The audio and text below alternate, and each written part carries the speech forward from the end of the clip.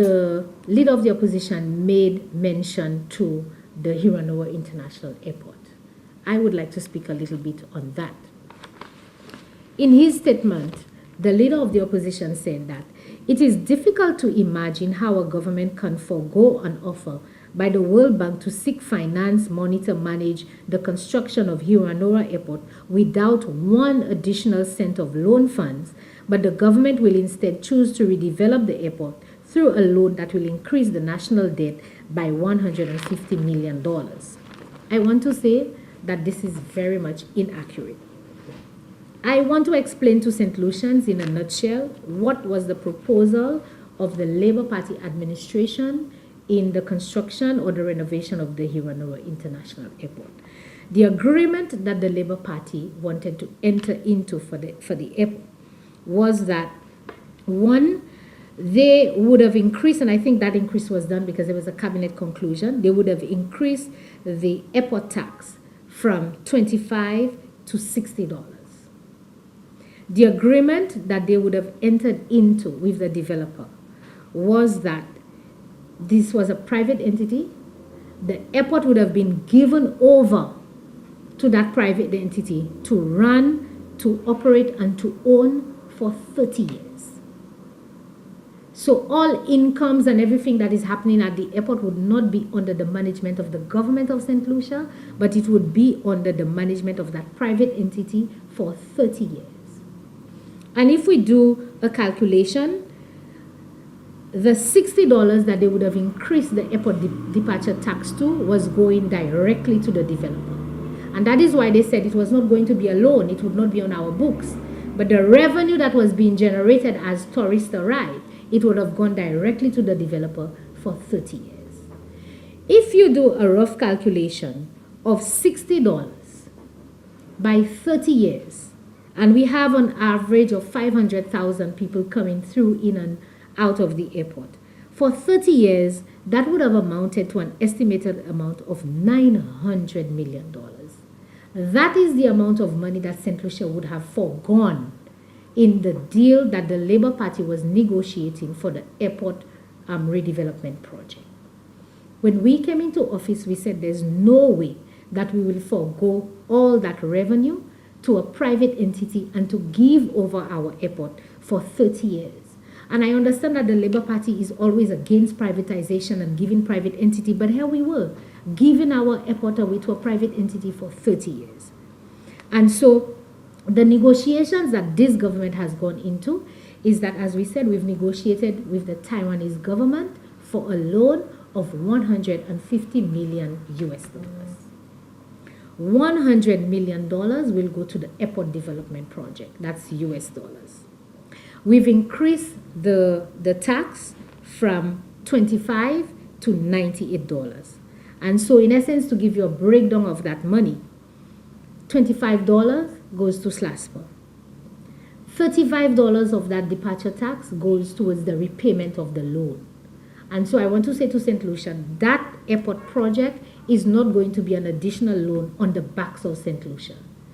It's going to be on the tourists as they arrive. They are the ones who will be paying for that airport, not St. Lucians.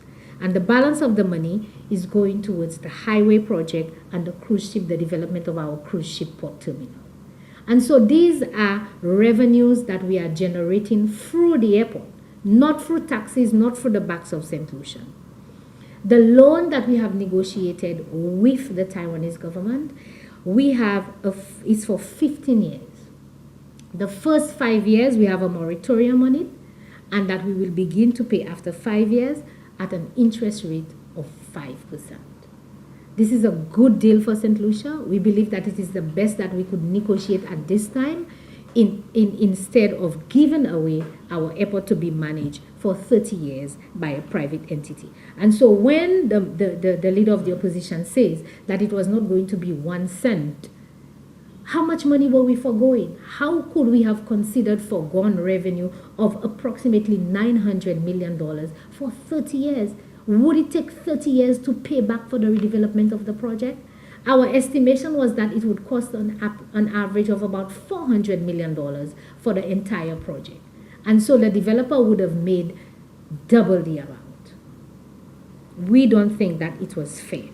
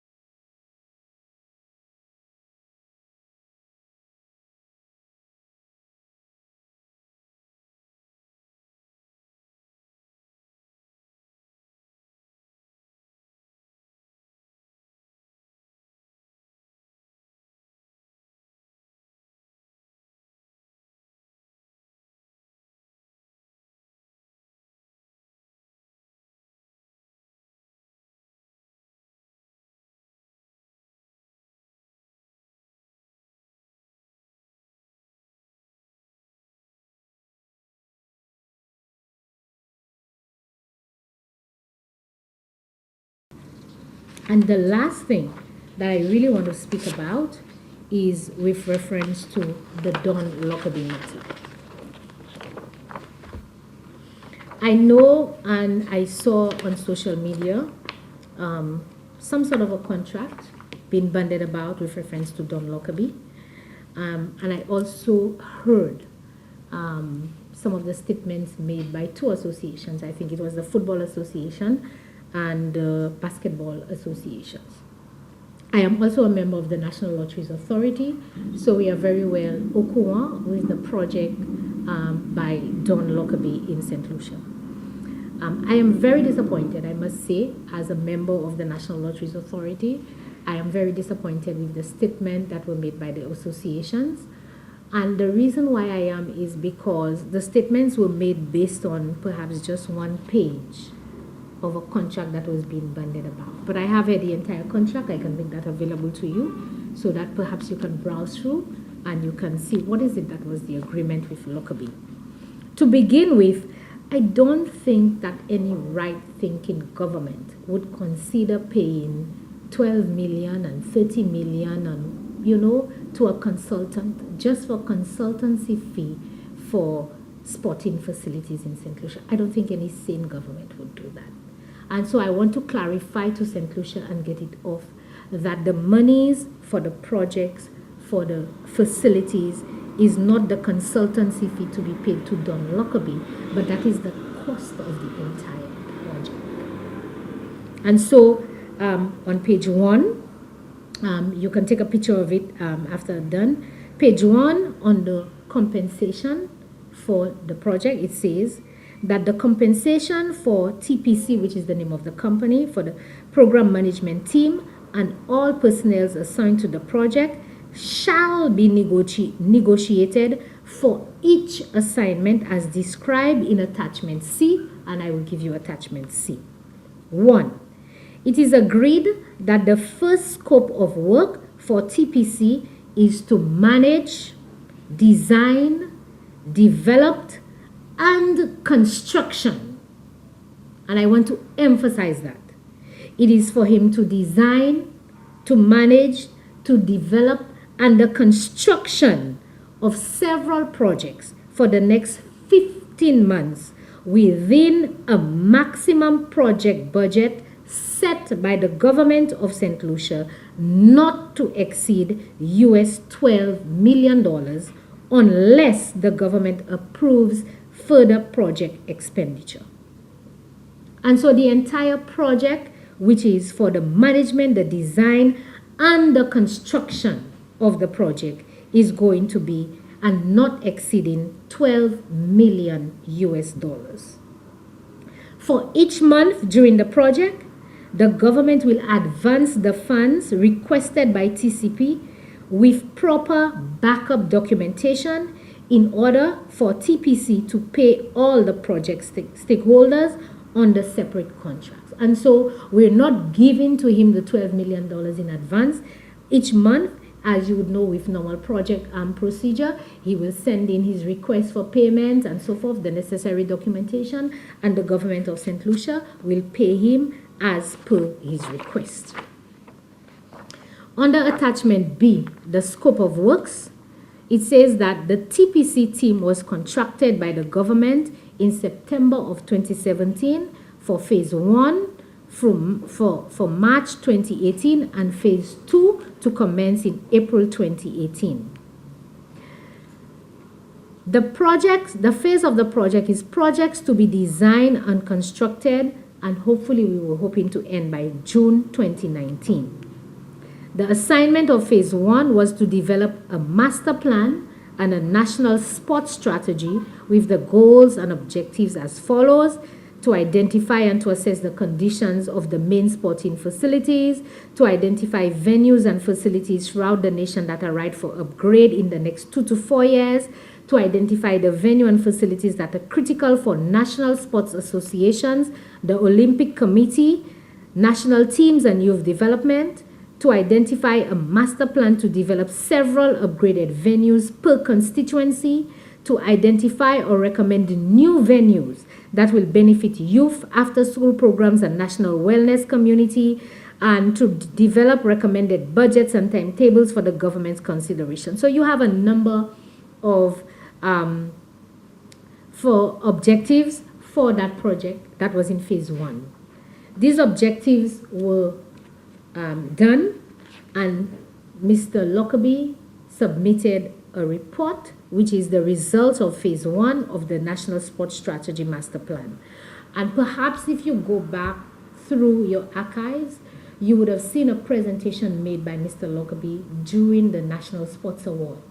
And he made an extensive presentation in terms of where the project is at,